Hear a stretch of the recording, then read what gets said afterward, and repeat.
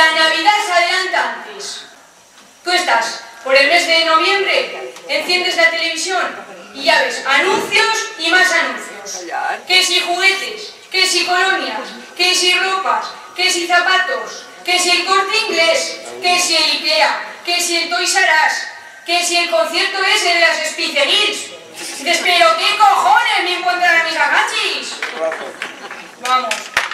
El caso es que sales a la calle para tomar un poco el aire y estirar las piernas. ¿Y con qué te encuentras? Que está todo lleno de lucecitas de colores. ¿Qué dices? ¿Qué pasa? ¿Es que han trasladado al centro todos los bares de Alterna y no me he enterado que...? Madre mía. Sigues andando y todo adornado. Las calles, los bancos, las farolas. Solo falta mi árbol de casa. Pero bueno, estamos en noviembre, aunque da tiempo, ¿no? Si no, menudos tres. Madre mía. Luego, es que lo de las calles es verdad. O sea, cada año las adornan antes. En un barrio en Barcelona, donde viven mis tíos, el 15 de marzo ya estaban con las lucecitas de colores. Que dices, joder, pues un poco pronto, ¿no? Pero claro, si tenemos en cuenta que el 8 de diciembre es la Inmaculada Concepción y el día 25 nació Jesús, ¿quién no me va a decir a mí que en mi ayuntamiento hay un Jesús Mariñas que ya sabía la exclusiva del primer encuentro entre el Espíritu Santo y la Virgen María? Y es que, a ver, a quién no le sabe mal, porque a mí me sabe fatal. Siempre las lucecitas a la altura de la ventana, que te pegas todas las noches sin dormir. Parece como si estuviera un coche con los 4 intermitentes puestos. Pim, pam, pim, pam, pim, pam, pim, pam. Por favor, yo les voy a contar una anécdota. Tengo una amiga mía que lo pasa fatal cuando acaban las Navidades. ¿Por qué? Pues por esto. Se echa a dormir, tiene que coger una linterna y apagarla, encenderla, apagarla, encenderla, apagarla, encenderla. Así hasta que se duerme.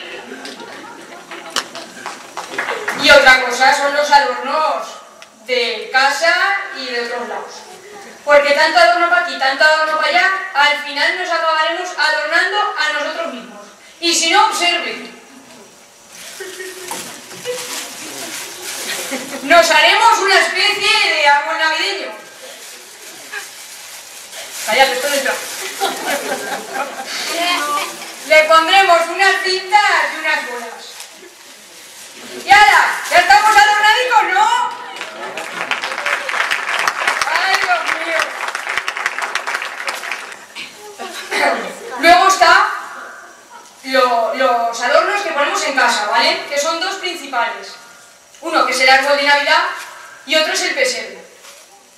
Ya que hoy me siento generosa, les voy a dar una clase, y encima gratuita, de cómo se monta un pesebre, porque lleva mucho trabajo, no se piense.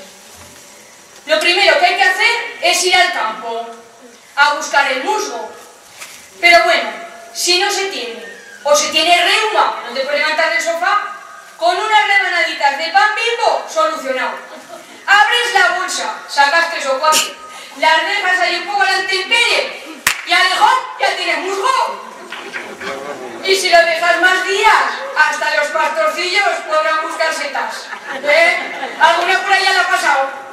Se ríen mucho. En fin. Y luego está lo principal, las figuritas del Belén. Que eso para mí es como el canal satélite digital, porque los compras por paquetes. Primero el paquete básico, San José, la Virgen María y el niño. Y después los actores secundarios, que son los reyes, el buey, la mula, el cagón y todo lo que le quiera meter. Pues eso, el canal satélite digital. Luego es que encima también podemos meter a la Sara Montiel, porque como ya estaba por aquellas épocas, la metemos con la Maruja Díaz y a ver si una vez en estas Navidades hacen las paces. Luego los reyes, sí.